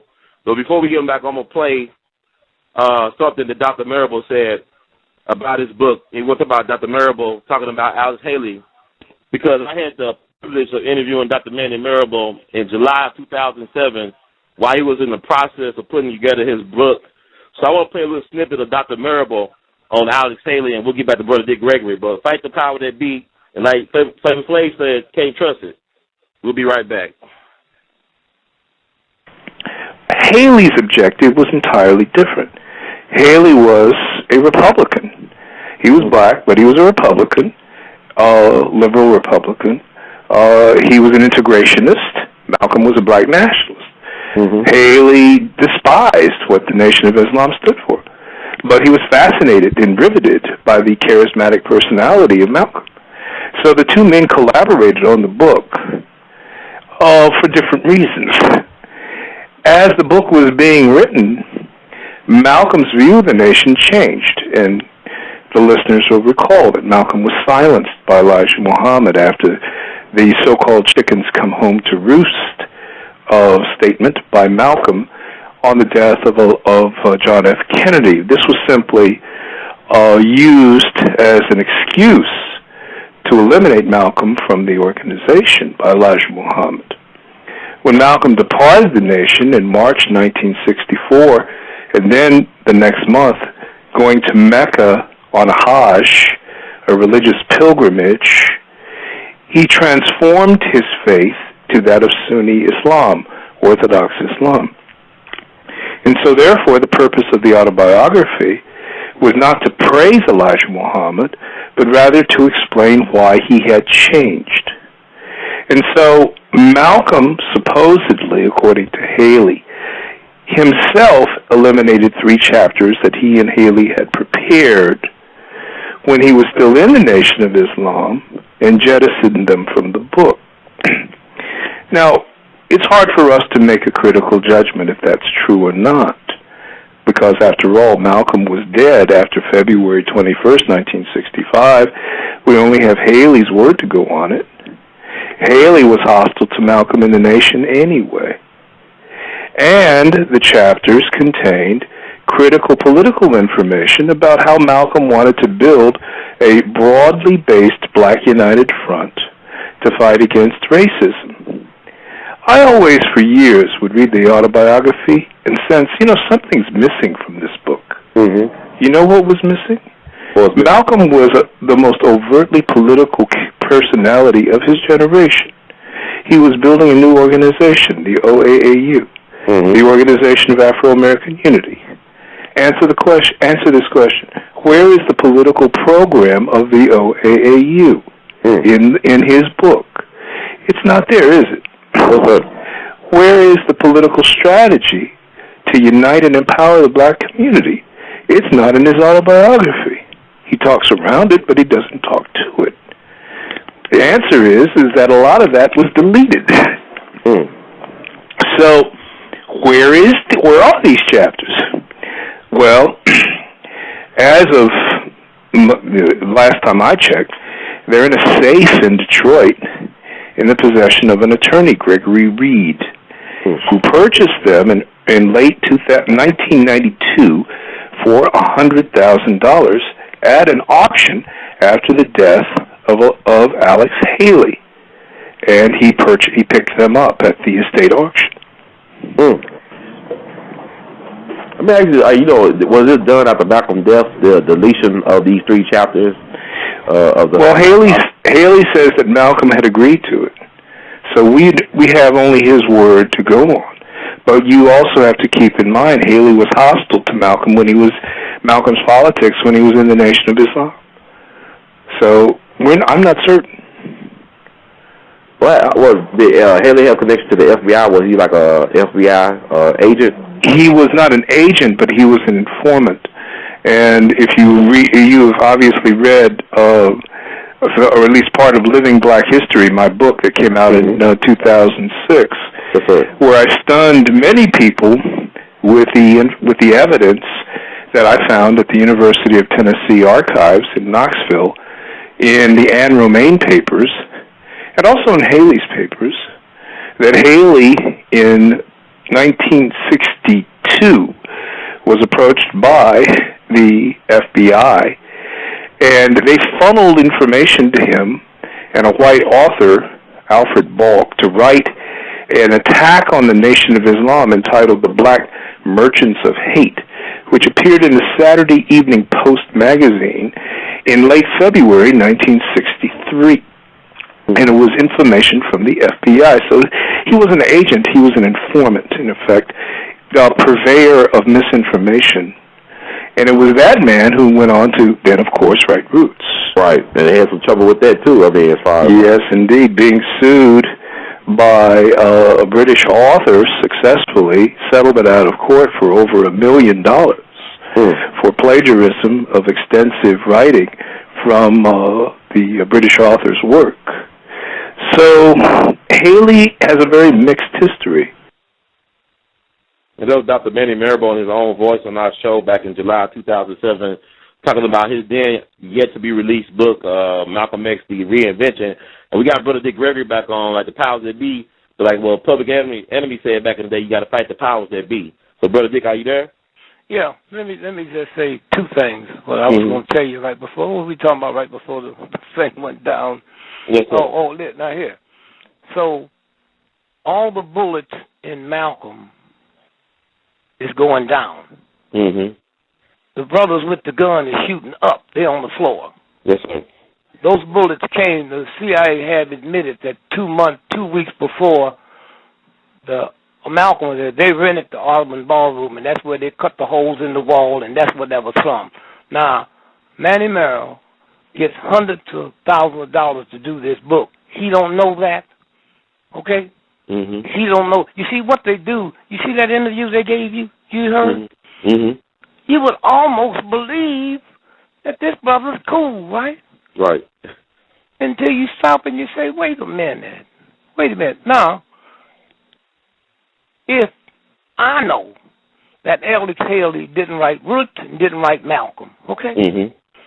See, the thing you asked him, he said he hated Malcolm. Listen, he wasn't just working. They recruited Alex Haley out of naval intelligence, okay? Right. Now, how I know that and he don't know it, right? All right. Now, when he became world renowned, it was because the articles, while he's supposed to have been with Malcolm, he was doing for Playboy magazine. Okay? He didn't write none of them articles in Playboy magazine. Okay? That was the editor of Playboy magazine, Murray Fisher, right? Who wrote that, right? Yes, sir. Now, when the book come out, Murray Fisher wrote the book, all of it, right? Now, let's take a look at it. When the brother said that he plagiarized, right, the author. Now, listen to this. He wrote that came out of the book called The African, Harold Portlander, right? Yes, sir. When he said he sued him, it wasn't $1 million. He sued him, and they settled out of court for $650,000. And he had to admit, okay, that he took the stuff out of the book, that he had never done none of that stuff he said in the book and the whole thing, right? Yes, sir. And so now the trial lasted, I think it was 2 weeks, right? Now, the great part about this here is this trial took place in federal court, right? Yes, sir. So that's public domain. All you got to do is get up and you find out the date of the trial took place, the judge's name. During the trial, presiding U.S. District Judge Robert J. Ward stated, copyright, this is, period. In a later interview, he told BBC television, Judge Ward said Alex Haley perpetrated the biggest hoax in the history of the public, right? And now this is documented. This is federal court. He told him, he told him, go settle this or I'm going to get you for perjury because we have evidence. Told him from his lawyer that you had this book 18 months before you testified that you ever heard of it, okay? Now, when Malcolm came out, on page 122, he listed Dick Gregory. Right. In other words, Malcolm supposed to told him, Dick Gregory told me about Elijah Muhammad's women. Well, I lived around the corner from Elijah, so I went around with the book. I said, man, I guess the government's trying to make y'all mad at me so they can kill me and blame it on y'all. I said, I love Malcolm. I love you. I've been knowing you. Well, if I would tell you something on Malcolm before I tell Malcolm something on you. Now, I'm saying, now, this is very important. Yes, did you hear when he said stuff was being sold, right? Now, let me tell you something very important. There's been few books at that time that have made as much royalty money. You hear me? As Alex Haley. All over the world is making millions of dollars, even now, right? Yes, sir. The roots, the TV, the whole thing, right? Now, let's think about it. Let's say you write a book that becomes a runaway bestseller. You're making $50, $60 million a year royalties, okay? You owe me $10,000, right? Yes, sir. But you're an alcoholic, you're a drunk, you're a drug addict, and you're a gambler, right? So you broke, right?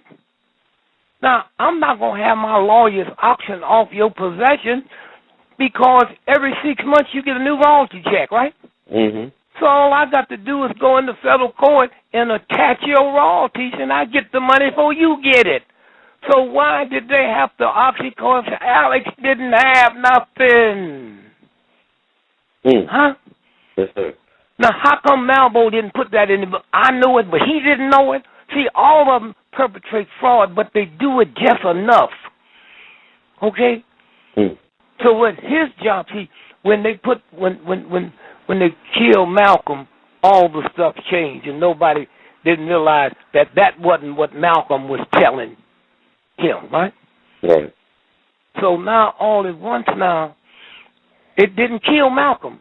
It made Malcolm big, right? Malcolm got bigger and bigger and bigger and bigger. So now they got to what did they say? What's the name of the book? The Reinvention. Okay, now they got the reinvention ticket because white folks all over the world is reading about Malcolm X. So now they're going to make this black nationalist a gay in love with a white boy, huh? Yes, sir. All right, all this crazy stuff, okay? And because he comes from academia, right? Yes, sir. And now, when he named the two brothers that killed Malcolm, you know why they had to kill him? Because there'd be a lawsuit. They would have to come before. You hear me? The same way they did Abernathy. Right, exactly. Wow, that's crazy. I ain't gonna never write a book about this type of stuff then, Brother Dick. I'm sorry. So wait a minute. He says, Malcolm said in his book that Malcolm had sex with this little young girl the night before they killed him.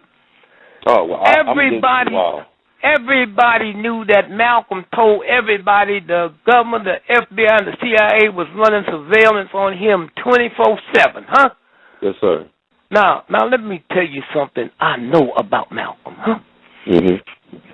All my life, I hear people talk about 90% of your billionaires, you okay? Went bankrupt 5 or 6 times. You ever heard that statement? Yes, sir, I heard that. Now, nobody ever write a book on how they went bankrupt. They write a book on how they made $1 billion, right? So why is this thug, pimp, punk writing a book about negative stuff? You see, let's go back to his early life. Hey, man, you know how many pimps and hustlers and punks that was in jail having sex with men and all that kind of stuff? That was the lay of the land then. Right. That Malcolm came out and changed. Whatever they said he was doing, he changed. He didn't sell dope. Malcolm, under the office of Elijah Muhammad, straightened out that whole East Coast with brothers. Huh? Now, this is something that you can pull up. There was a big rumble where some Muslim brothers had been beat up by cops in Brooklyn. I don't know if killed or what. 10,000 people showed up at the police station. Right. The mayor called the governor and said, call the president. If you get the National Guard and the Army in here, we don't think we can save New York, but we don't think we can save New York City, but we might can save New York. Just then, Malcolm jumped out of the car and ran up on the platform, raised his hand, said, brothers and sisters, go home. Go home, we'll take care of it. You know what the editorial was the next day of the New York Times? What was it? They told what Malcolm did, right? And they said, no Negro in America should have that much power. Now, you can pull that. That's okay. Not praised him, and that's when you know when the death thing was on him. No Negro in America should have that much power to tell 10,000 people after we already have ordered for the troops to come in, okay? Right. Now, let me tell you about Malcolm, man. Malcolm didn't cuss. Malcolm was witty and clever and funny, but you'd be uncomfortable being around him. He's so bashful, huh? Polite. He called everybody yes sir. And he called white folks yes sir, black folks yes sir, old folks, young folks, everybody yes sir. Oh no sir, yes sir. That was Malcolm, huh? Now you're gonna take at the end of his life, when for as long as there's somebody on the Malcolm, not this thug punk Marabou with his PhD. Don't nobody remember him. But Malcolm, that's what they did with this book. They trying to shut Malcolm's spirit down, because what they want to do is have the libraries take out the first Malcolm book and put this one in. See how it works? Mm-hmm. Now, that's what you can do when you have that kind of money and that type of power, huh? Yes, sir. And so when you listen to that interview that he gave, you almost don't see nothing tricky. Matter of fact, he bad-mouthing who? He bad-mouthing A.L.L. Why? Because he know A.L.L. ain't wrote none of that. Okay? And then, like I said, when you get the when you call Will, just leave her your number, and I'll put this stuff in the mail to you.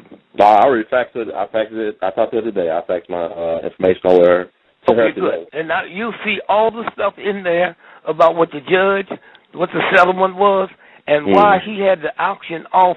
He was $2 million in debt. Huh? How can you be $2 million in debt when in a few months you're going to get another big royalty check, huh? Yeah, that's weird. That don't make no sense. Well, it makes sense when you understand the truth, huh? Yes, and sir. understand how it works. So what they just gave us is a PhD, that they send him out there doing interviews with people like you and da-da-da. And then 3 days before the book come out, he was booked. First interview he was booked to do when the book come out was on the Today Show. He was dead. Died on Friday. Okay. You ain't asking him no questions. The two guys, the guy's wife was saying, how could he say my husband did something like that? Well, you can't sue it now because he's dead, okay?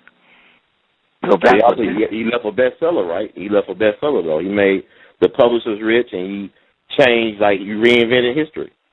He reinvented history, but all you got to do is make a bestseller. Like, what you got to do? His old white boys get together and just decide who's the bestseller. Like who's going to win a horse race or something, who's going to win the championship. Yeah, right? I got you. So I want to play what he said about Malcolm X sexuality. This is like back in 2007 when I asked him about this. Okay. This way here, I want to get your opinion, Brother Dick, because you're very insightful. And you got a discerning spirit. I feel like you brought up the queer thing. I know I wanted to ask you this earlier, though, in relation to Malcolm, everybody, recently, I talked to a professor at the university that I attended, and he was animate. He was a black Muslim himself. He stood by the fact that Malcolm X was bisexual, and, like the letter that came out several years ago with him writing to Elijah Muhammad about his marriage problems, which actually, included his sexual problems, allegedly written in his hand or typed in his hand. Yes, it was. In 59. Are you going to address that? Is sexuality, Malcolm's sexuality? Yeah, the book will talk about that. What you're referring to originally was a book by an author named Bruce Perry, entitled Malcolm, and with the exception of one source that was actually from Shorty Jarvis, actually the character in Malcolm's autobiography, who was named Shorty. There is some evidence that is presented in this book that suggests not that Malcolm was bisexual, but that he engaged in intimate actions that were homosexual. I think that to a certain extent you have to separate those kinds of actions from an identity that is homosexual or gay. For example, men in prison frequently have what would be called homosexual sex. Does that make them homosexuals? Well, depends, yes and no. Some people would say yes. Other people would say, well, once you leave the prison, then you're in a heterosexual world. What you do in prison really doesn't matter. So, I'm not. I don't want to get into a debate about it, but Perry basically, for the most part, cites unnamed sources.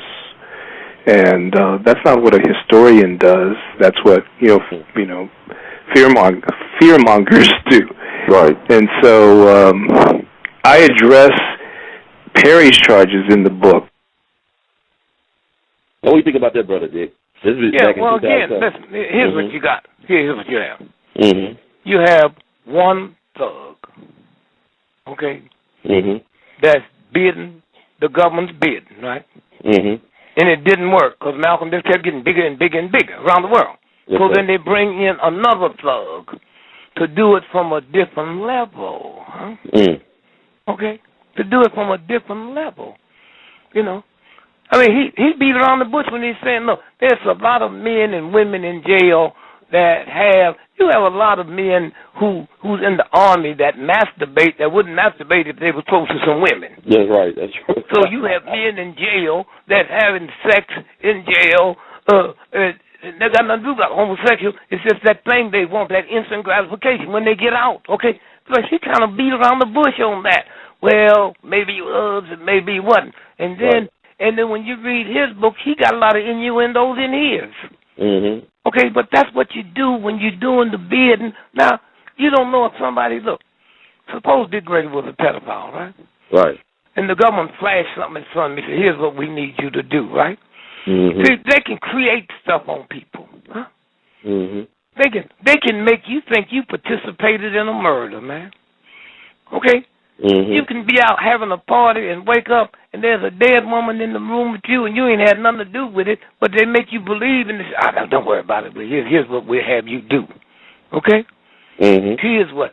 You remember the case about 2 years ago, in Atlanta, where the cops went in that 92-year-old grandmother's house and killed her? I can't forget it. And realized, wait a minute, realized they was in the wrong house, right? Yes, sir. So they went down the street and got a brother, thug, on parole and said, man, we really effed up. We just killed the old one. We need you to say you bought drugs there. Mm-hmm. The next day, the black man and the black police, he sided with the police, and if it wasn't for that woman's daughter and the preacher that went and talked to him and made him recant his story, to this day, that family would have been disgraced, okay? Mm. So that's how they do it. And then they make this one seem more integrity than the other one. But how many people, until they heard this show, didn't know that Alex Haley was a trick, huh? Right. For years, it's been out there like the information is already out there, but we don't access it. Well, so we still trust the powers that be to tell us the truth. Yeah, but you see, that's what heroes, that's when you worship somebody other than yourself, other than your God, okay? Yes, sir. And so consequently, when you sit and look, just like out of all the lies, you know how many lies they have put out on a whole lot of people, man, okay? I mean, everybody and their mama knew Abraham Lincoln was gay. You know they're just coming out with that now? Oh, yeah, right. his handyman, the black dude he brought with him, was his lover. When he died, he got special bills passed to put him in the Arlington Cemetery, right? But you mean you're gonna wait 200 years? Okay. But you gonna get a brother to come look here, Malcolm, this is what, and he didn't know that while he was talking to you, they had already marked the day he was gonna die. Right. Because that book supposed to came out in 2009, supposedly, but they kept on pushing it. He got sick or whatever, and they pushed it back to now. So that's interesting. And you know, he had a double lung transplant. You know that, right? Yes, sir. That was successful, right? Yes, sir. So they can't make you believe he died from that. Okay? Wow. Like he said, his wife said it was unexpected, but also, how did his wife said what? It was unexpected. Now, they thought he was over whatever it was ailing him. Because like, she got did, a double lung but then transplant. she changed it. After they got to it, she changed it. 3 days later, pneumonia. Wow. That's but not what she she said. Real quick, Brother Dick. He died on Friday, right? And they had it in the New York Times on the same day, right? Yeah. Uh-huh. Yeah. Wow. Yeah. That's real quick. And so when you stop and think about, how, but it won't work because there's something so huge and so big about Malcolm, huh? It's like, let me tell you, in Washington, D.C., 98% of all the gay and lesbian bars is run by the FBI and the CIA. Okay? Oh, wow. Now, let's say that somebody don't like you because of the stuff you do in the government, right? The truth, right? Yes, sir. So somebody offer you a job here, NBC, CBS, ABC, and they bring you here for an interview, right? And they said, hey, look here, the man was really fine. And then they put like $5,000 in your pocket, man, but I hate to interrupt you, but da-da-da. So that means cash, no tax, no nothing, right? So all at once they said, look, we got some friends coming by, and we're going to have some drinks and stuff and meet. So we're going to meet over here. You don't know it's a gay bar, right? Right. So now you sitting there, and then all at once somebody come up and say, oh, my God, and hug you and say, oh, I'm so sorry. I thought I went to high school with you, right? Click, click, click, click, click. Okay? There's the pictures, right? Now, let me run this story down to you real quick to show you how it works. Yes, sir. I go in to do a full day's speech for the 7-day Adventist in Detroit. Now, they ain't part of it, right?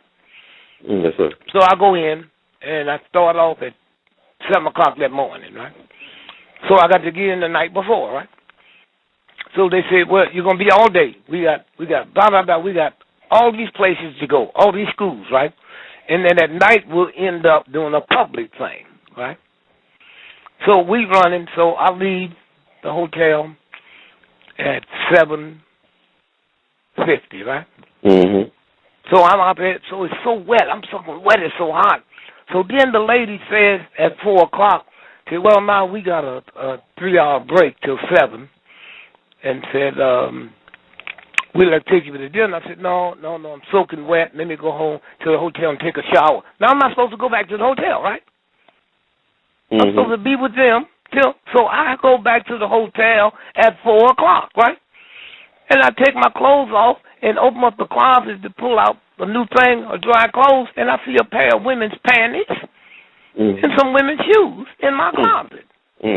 Now, I don't know if they were there and I didn't see them, or if the maid accidentally left them there, found them in the drawers, all right? So, but knowing how they work, right, I called my wife first and said, let me tell you something I found. It might not mean nothing. Then I called downstairs and asked for the manager. The manager came up, and I told him this is what I found, and now I need the number to the police to say. He said, no hotel want no cops in there. We'll call. I said, no, it got to be on my credit card that I can prove I've called the police. Right. Right? So I called the police. Now, that night, let's say had I not come back, now I just want you to pick up the paper and read what I'm fixing to tell you you're going to read, yeah? Yes, sir. That night, I come back in, go to bed, right? 2 o'clock in the morning, police knocking on my door. I go to the door. They stand there with a half-naked white woman all beat up, right? And says, Mr. Gregory, this lady here, we just had a complaint that you beat her up and trying to have sex with her. I said, me? Man, I ain't never heard of her. Now, they said, well, can we come in and look around? Why wouldn't I let them in, right? Then they find her panties and her shoes in my room, right?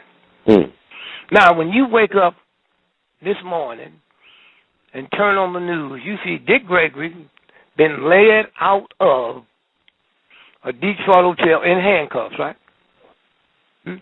Anytime you get busted at 4 o'clock in the morning and all 3 networks is there, you know how hard it is to get a network at 12 noon? That's already been prearranged, right? Yes, sir. So everybody in the world see Dick Gregory, right? Getting arrested. Now, they take me to jail, right? Meanwhile, they interviewing the woman, right? And here's what the woman say. Oh, me and Dick, well, we've been knowing each other for 15 years. You know, we snorted coke together. But he called me and told me he was in town, and I told him I'm married now, you know. And he said, well, we don't have to worry about no sex. We just do some cocaine, right? So I came by, and that's when he jumped on me and took my panties off, and I was able to get away, right?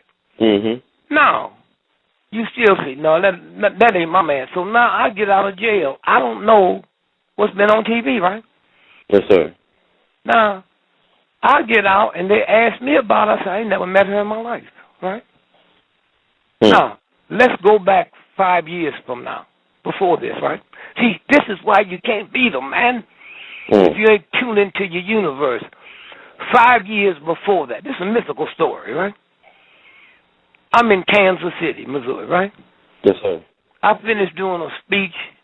The white dude walk up to me and say, oh, God, my son told me if I heard you, you could say, I got 20 companies about to go out of business because I don't understand diversity. After hearing you, oh, my God, you the answer. But it is late. Let me come by in the morning. We have breakfast, right? I need you to work. I need you to come to all of my companies, right? So now, next morning, phone ring, right? And one of the other parts of the story I left out, but I'll give it back in a minute. Yes, sir. Accident. So now he comes, and I tell people, when you're in a public place never sit at the bar. You know how you can go to a place, you can either go to the bar and sit, or sit at the counter or sit at a table, right? You're not responsible who's sitting next to you at a bar, right? Mm-hmm. So now, I go, he's sitting at the bar, so I go, we talk, and he said, oh, God, man, I couldn't hardly sleep last night. Said, here, I'd like to give you $25,000 for each one of my companies you come to and do a seminar, right? Mm-hmm. Said, well, wait a minute, my son's getting married. Let me see. Let me go out to his car and get my calendar, right? Yes, sir. So he goes to the car to get his calendar. There's a white woman sitting next to me. She said, hey, Gregory, oh, my God, my daddy. And she hugs me and kissed me, and the camera's going click, click, click, click, click. I ain't never met her, right? Right. Now, let's move up 5 years. Mm-hmm. Till I get out of jail. And I say, I don't know her. And that evening on the evening news, they're showing pictures of me and her hugging at the bar. And a doorman said, oh, they've always hung out here for years. They said, Now, well, I forgot to tell you, when I was in the Detroit hotel, and I called the manager. Mm-hmm. He said, well, just a minute, let me come back. So he came back with something like a purse over his arm and a little thing like a credit card, and he stuck it in the door. And he said, this here, give me a printout every time this door been open. He said, let me see. Oh, yeah, you came in last night at 11:50. You went out at 6:50 this morning. Mm-hmm. The maid came in at 10:03. The maid went, here it is. Somebody came in here at 2:30. I said, what do you mean? He said, it wasn't one of us. It's not one of our markers. See how it works? Mm. Now, how do you know that? Okay? How do you know when you read this, but they tell you Dick Gregory, and you sitting looking at a white woman that I say I don't know, then they come up with pictures that I do. That's how comfortable they are. Huh? Yes, sir. That's how do you know how many people the CIA and the FBI can find and make look more like you than you? I know, I just know this reading the history, they always had doubles of people who go. Okay, so now, mm-hmm. when somebody slash you this great Negro leader, right? Right. So 50 years from now, the stuff gets unlit. Who do we know? Nobody takes the time to spend the money to say, let's investigate. Let's investigate these tapes, huh? Yes, sir. Okay, CIA and FBI, they got actors that make like that's me in the room having sex, right? That's true. You're right. And so what I'm saying is that that's what we living with. That's the price we pay where technology is. But I'm saying I don't know why the universal God touched me. And I know Malcolm, huh? I know his integrity when he made his transition, huh? When he made his transition. I know Malcolm didn't. I was drinking a fifth of scotch a day when I knew Malcolm. I was smoking 4 packs of cigarettes a day, huh? Yes, sir. Okay, the only reason I never did no drugs in my life is that wasn't no room for it. No reason I ain't never had a white woman up to this day in my life, and I'll be 80 years old next year because I'm scared of white women.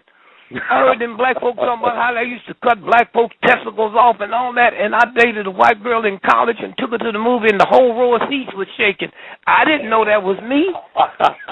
And then when I found out that was me, she didn't know it was me. I said, God, I didn't know you felt that way about white women, but I tell you what, you let me out of here tonight with it. You never have to worry about me dating her until this day. You hear me? Yes, sir. Did you hear me? Yeah, I hear you. It got nothing to do with the white lady. It got something to do with the fear that I heard old black folks talking about what white folks had done to them. You knew this before OJ, though, and we still don't get the lesson. Huh? I mean, you could have told OJ something. No. See, the OJ thing and what you think it is. That's true. Did you know OJ could not read or write? Yeah, I know he was a thug in San Francisco going around robbing. Wait, hold. Mm-hmm. You didn't hear me. I said, did you know he couldn't read or write? No, sir. I know. Yeah, no, sir. Okay. Did you know his godfather was Willie Mays, huh? Yes, sir. I knew that. When he finished high school, Willie Mays slipped him into a community college, okay? Mm-hmm. For 2 years, and when nobody looking, he eased him in USC, right? Yes, sir. Now, do you know how good a football player he was? Here's a cat that only went there for 2 years and broke all the 4-year-old records. Oh, he was phenomenal. Yeah, he's phenomenal. No, wait a minute. No, hear me. Let's go back now. He couldn't read or write. Did you see the O.J. Simpson trial? Yes, sir. Didn't you see him writing all the way through the trial? Yes, sir. Then if he can't read or write, who was that? Okay? That's what I'm telling you about now, how tricky this stuff is, okay? Oh, wow. All right, now, here's a trick. They called Nicole Simpson's mother the next day, right? And they said, you know, when was the last time you talked to your daughter? She said, last night about 11:30. Now, that don't fit the time span, right? So she said, well, how do you know it was 11:30? She said, because my husband and I went to dinner an hour and a half from our house, and we didn't leave the restaurant till 9:30. So we couldn't have got back here before 11 o'clock. Do you know those phone records you can't trace because they in a federal court in Dallas, Texas, on the license, on lock and key, labeled as national security? Now, let me tell you a blessing I had. More Russians live in Seattle, Washington than any other city in America, right? So some kind of way I was buying some luggage, and I missed my plane. So the black brother that brought me, they said, Greg, let's go to dinner tonight. I won't be able to take you to the airport, but I'll hire a limousine service, right? So when I go down the limousine service, it's this white Russian, right? So we in the car, and we talking, and we going to the airport, and so he bring up O.J. Simpson, right? So I thought he knew all the stuff I said in our investigation about O.J. Simpson. I thought he just greasing me for a tip, right? Right. And so I said, you know who I am? He said, Did Gregory? I said, no, you know who I am before they said, no, never heard of you. I said, why are you talking to me about the O.J. Simpson trial? I'm one of the leading authorities on what really happened. He said, my brother was the number 2 man in the KGB, okay? And he said, the night that happened, the Russian satellite that just happened to have been over Southern California and filmed the whole thing. Okay? He said, we got in touch with the State Department, and said, they haven't got back in touch with us yet. And I said, well, if I put a group together, you think I can hook up and buy that film? Did you hear what I just said? I heard it. Yes, sir. Okay, so I don't know why the universe just put me in certain spots where I just happen to see things. Now, let's go back over O.J. for a minute.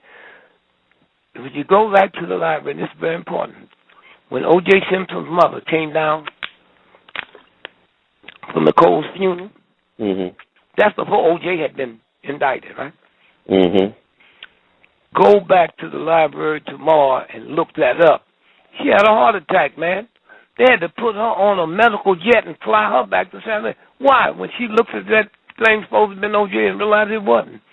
The whole time he was in jail for 18 months, she never come to visit him. You hear me? And then when his trial come up, here's a guy that killed 2 white folks. Do you know every day he came to trial in a brand new tailor-made outfit? Okay? So, you see, they understand the brain. They understand certain things to do, huh? And then they do it. That's why I'm looking at this stuff with Trump. There's something more to it, huh? See, these folks know what make white folks mad, make a lot of black folk glad. So when O.J. was free, black folks were screaming, white folks was mad. Then when they turned around and found him guilty of the other thing, okay, see how it works? And so, one more thing I got here, and then I'm going to let you go. Oh, yes, sir. I haven't ran over yet, have I? Oh, no. Actually, I want something to play for you right quick before you go, too, but go ahead. Okay, now here's what I want you to do. And when we hang up, would you call me back? I need to run something past you. Yes, sir. I appreciate it. Now listen to this. Got a pencil and piece of paper? Yes, sir. Okay, New York Times. New York Times. International edition, Sunday, May the 10th, 1992. Now for for your readers, we're going to say this again. The New York Times. International edition, Sunday, May the 10th, 1992. Mm-hmm. All right, now, when Rodney King got beat up by the cops, there was 2 other guys in the car with him, right? Mm. A couple of days later, they showed up mysteriously dead, right? Okay. So I said, well, wait a minute. My man, I said, called him and you up. I said, you know, man, I got a problem with this case. I said, here's 2 people from Sweden, never been to this country before, just happened to come in that night, checked in the hotel, and they filmed that out their window.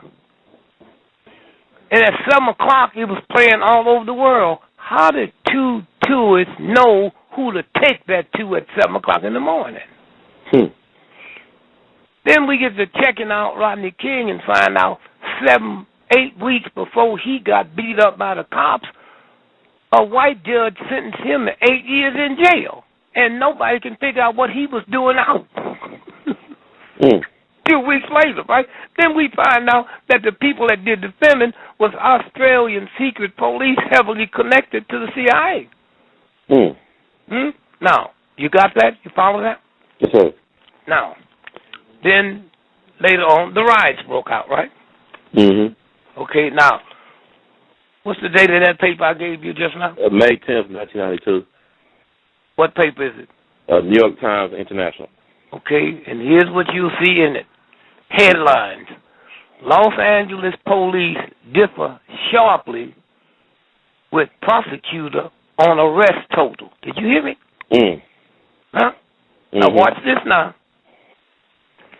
Police officials said today that they have arrested 18,000 people from Wednesday night, April the 29th, through today. Through the day the riots begin. Huh? This morning, the prosecutor said they cannot account for 10,000 of these people. We don't know where. We don't know where these people are, said James Hahn, who eventually became mayor. That was the payoff, right? The Los Angeles city attorney. Then he says this, it's a mystery to a lot of people in the system right now, right? Now, so I get to checking around and give me a lead in Portland, Oregon. NAACP guy called him. Hey, Brother Greg, said, oh, yeah, man, yeah, I remember that 10,000 black men they brought through here. I said, what was the reason? He said, oh, they was taking them to Goose Bay, Oregon to teach them how to be firefighters. They've been in trouble, no education. You know, we always, ain't never been enough firefighters, right? I mean, forest firefighters, not firemen. Okay? Well, we found out they go to Goose Bay, Oregon to a Coast Guard hospital where they steal their organs, okay? Oh, wow. Did you hear me? I hear you. Okay. Now, this is what? Now, when you read this story, you will see, and one of the biggest money makers on this planet is organ stealing, right? When you punch up your computer, punch up Monday, November the 4th, 1996. Okay. UCLA sued over its wheeled body program, Okay. Family claimed university disposed of the carcasses after they took the organs, okay? When you punch that up, you will see that, okay? And so what we think we see, we don't see, right? That's right. And so I just happened to then, you know, I'm the one who released the pictures with Ron Brown with the bullet in the back of his head.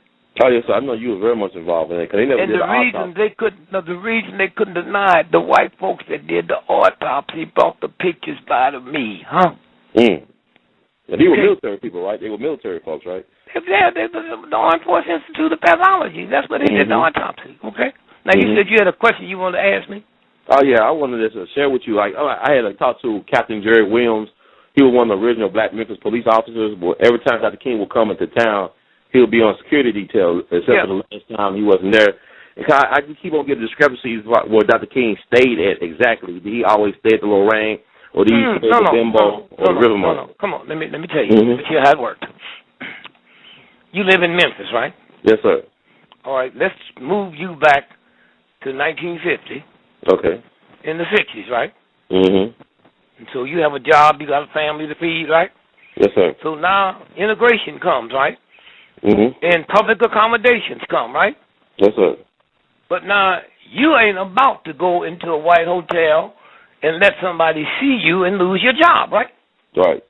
So one of the things we had in the civil rights movement, anytime we went to town, we stayed at the white hotel, okay? And we ate at white restaurants.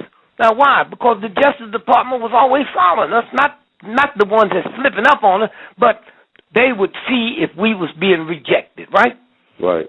So now Hoover, when the day King was coming back, Hoover released this tape to the good, not as him, but another one, to the good Negro citizens of Memphis. The great black leader says to boycott white businesses, but he himself stays at the Holiday Inn, what was it, Riverfront, right? Yeah, Riverfront, yeah. That's what forced him to move. He was on the first floor. It was Andy Young that went, King don't like no first floor. He likes the second floor. Andy Young did that. Well, I want to say, Captain Jerry Williams, he echoed some of the stuff. This is what he said about who also initiated the change, too. I want you to hear what he had to say and comment on that as well. Yep. I want to ask you, where did Dr. King normally stay as far as a hotel? I know it was a controversy. Did he stay at the Lorraine? Was that his hotel that every time he came to Memphis he stayed at, or was that a different hotel? It was more or less, I carried him to the Attn Bimbo Inn hotel here on Union in Memphis. And I do recall that there was somewhat of a controversy because they said that he should live in a black surrounded or something like that. And they didn't particularly care about him staying there, but Jesse Jackson was more or less in charge of that situation because the man that owned the motel, Mr. Bailey, he told me that Jesse Jackson wasn't paying any bills and that he didn't leave there paying none of the bills that was accumulated. Yeah, that's Captain Jerry Williams, one of the first black Memphis police officers who don't be on Dr. King's security detail from the NPD talking about his hotel arrangements. What do you say to that, Brother Dick? No, that makes sense. Sure, that makes sense. No, look, the whole thing was a setup to get him there. So when he had to come back in, they could take him out. Okay, all that was prearranged, huh? Yes, sir. And there are a whole lot of black folks involved. Some of them might have been judges, okay? All right? So it's going to be nasty. It's going to be nasty. And so, again, people say, well, how do you live? Well, they try to, I've had two of my researchers murdered. Oh, wow. They thought they'd kill me one night and kill my driver. I was at Marvin Gaye's wedding and forgot to call A.L.L and tell her I missed my plane, so she sent my driver to get me. And so they use these folks with mind control, so they were so busy with their mind control, no, just get the nigga in the Rolls Royce, right? They didn't realize it wasn't me. So they killed him, and at 12 now, that night it went out, Big Gregory killed, hit and run, homicide. Oh, wow. Lil said about an hour later, she don't know nothing about it. A white cop called her from Boston and said, Miss Gregory, I'm a white cop, I can't tell you my name, but your husband was murdered tonight, and they're going to make it look like suicide. That's all I got to say. She didn't know what he's talking about. Huh? Until she realized I wasn't there. And then I called home and told her, and she told me what happened. But we didn't know they had killed my man, Big Mike, huh? That's the way this stuff works, man. They do it all the time, huh? Yes, sir. Another thing I'd like for you to do, and if not, I'll get it for you. In 1950, the CIA was experimenting on LSD, right? Yes, sir. And the people they was experimenting on were CIA agents, right? Mm-hmm. This one agent, something happened, and they threw him out the window at the Hilton Hotel in New York and called it suicide. It was many years later when the trial, you can look it up because it was a trial, and we were thrilled, man, that the truth is going to come out, but they settled with the family out of court. Wow. This is one of their own, man. They do it all the time. Huh? And so when you stop and think about how it works, huh? Let me tell you something. I always thought JFK, that LBJ had something to do with killing JFK. Oh, yeah. Until Walter Cronkite, right? Mm-hmm. Walter Cronkite did a 4-part series, a special, interviewing LBJ in Texas, right? Mm-hmm. And at one point, LBJ said, I always thought that Lee Harvey Oswald was a loner conspirator. I know better now. Well, I know he wouldn't have said that if he was part of it, right? Right. 3 days later, LBJ was dead.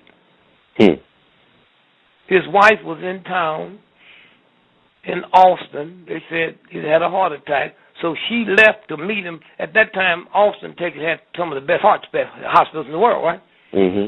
She went there, waiting. He never showed up. They put him on a helicopter and flew him all the way across the state to Brooke Army Hospital, which was the #1 burn ward in the world. So now when it come time for that serious run, me and Contact was real close, right? That was deleted, right? So I see Cronkite changing planes in Kansas City, and I asked him about it, and he looked at me and he said, well, CBS overruled me. And I looked him in the eye and said, my grandmother, when she see you, she ain't never called CBS Uncle CBS. She calls you Uncle Walter. Okay, this is how the game works, man. I mean, they got. I mean, government people. You think you looking at every night on TV? You think it's just straight people, huh? I know that the 60 Minutes, they probably promote their consultants who are quote unquote former CIA agents and stuff like that. And so, so that's what makes you so valuable and so important, man. Is what you able to do. You know about the 3 tramps up on the viaduct, don't you? Oh yes, I heard about that. I know Hunt. I know his wife Dorothy Hunt would try to extort the Nixon administration over the Watergate thing. I also know you helped Frank Wills out a lot in the airplane that went down to Chicago with the news reporter that was on the Watergate thing for anybody else and killed everybody. With Hunt's wife on it. Yeah, Hunt's wife, and they, people don't know about with $10 million in cash. That's right. Now, let me tell you what happened. It was the 3 tramps: E. Howard Hunt, Frank Sturgis, and the guy named Raoul. Right, the same guy with Dr. King stuff. That's right. And James O'Ray Connect. Yeah, you know who Raoul? Did you see the movie White Man Can't Jump? Yeah, I know Woody Harrelson's father was an assassin. That was his father. Wow. His father killed a federal judge that had found out that Bell Telephone had been letting the CIA tap phones by hooking the pole climbers to drugs and sex and Vegas and all that. And he was outraged, man. And it was getting ready. So the vice president of AT&T in Texas committed suicide.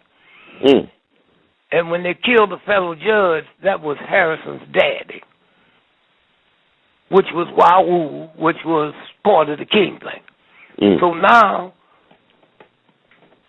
he go crazy. He high. He's telling everybody, there ain't nothing you can do for me. I work for the CIA and the FBI. And so somebody called. He said, call this number and give him my code number. And they called and told him. So they said, put him on the phone. So you really messed up, man. You keep your mouth shut. We'll have somebody in there and fix this tomorrow. So they go in and said, you messed this thing up so bad. What we're going to do is when it come time for trial, we're going to have your trial changed to San Antonio, Texas, to a friend of ours. A federal judge named William Sessions, who double-crossed him and gave him life in jail, and then William Sessions ended up becoming head of the FBI. Right, I know that name sounds familiar.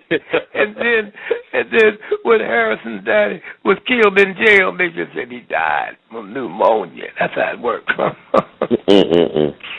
Oh, wow.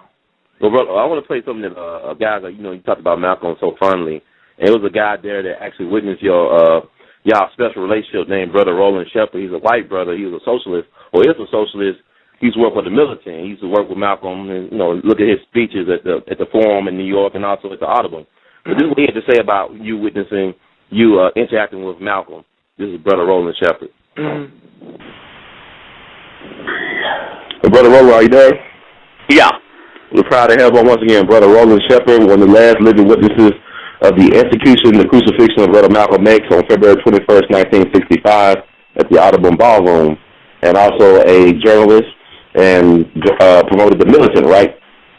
The socialist militant? Is that correct? I was, at that time, I was associated with the Socialist Workers' Party at the time in the early 60s in New York, and I was selling their paper, The Militant. All right, cool. I was making sure I don't want to get wrong with the other people that didn't like Malcolm. And we'll talk about that later on. So it's an honor to have you on once again, sir. How you doing today? I'm doing okay. But before we get too deep into the Malcolm X assassination, what you know, and all the stuff that needs to be talked about, I'd like to talk to you about the first time. Can you tell us about the first time you met Dick Gregory in terms of Malcolm X? Well, he was at the Audubon Ballroom, and Malcolm was talking about people people that were in the audience, and he says, and because Dick Gregory had just written the book, Nigger, and which he said to his mother, whenever you hear that word, they're advertising my book. Malcolm said, and now I'd like to introduce my favorite nigger, and he says, Dick Gregory. And Dick Gregory, come on up here. And they were friendly on the stage, and Dick Gregory talked, and he asked, gave the mic to Dick Gregory. And Dick Gregory said, Malcolm, a lot of what you say I agree with. But, as far as giving up my chitlins, I'm not going to do that. I'm going to give up my ham hocks. I'm not going to do that either. He just made her laugh, and it was kind of funny. It was good-natured humor. And that was Brother Roland Shepard recalled the first time you knew that, you was connected to Malcolm. Good. Yes, incredible. Thank you. You have such a wealth of information. You see, what you have is real history. Yes, sir. You know how valuable that's going to be one day when people who decide to write the history of this movement with no hidden agenda and see the difference between this movement and Jesus Christ. Jesus Christ wasn't recorded. Didn't mean it didn't happen. Right. But we got to take somebody else's word for it. Exactly. You have live, You have Billy Kyle saying this. You have that's what makes it so valuable, Yes, sir. Thank you, my brother. Thank you, Brother Dick Gregory. I'm sorry, last week, my wife told you I had dental surgery. It took 8 teeth out, man. Yeah, but it's the reason why is because you have such a pure body. When you were talking about the weather and stuff, I was thinking about, Mother Nature is trying to detoxify herself. We need to try to detoxify our own body system. And I just it's like going through withdrawals or something. Yep. It's a habit. Okay. And so one day we're gonna do a 2-hour health show with some top health black herbalists. Yes, sir. And have people call in. That'd be great. I'm looking forward to it. I could use that information. Okay. Okay, now would you do me a favor? When you hang up, what you going to do when you hang up? You got another show to do? Oh, no, I'm fine. Well, call me right back. I need to ask you something. Yes, sir, I will do that. No problem. Okay, thank you. I'll be right here. God bless. Thank you. Thank you, man. Mm-hmm.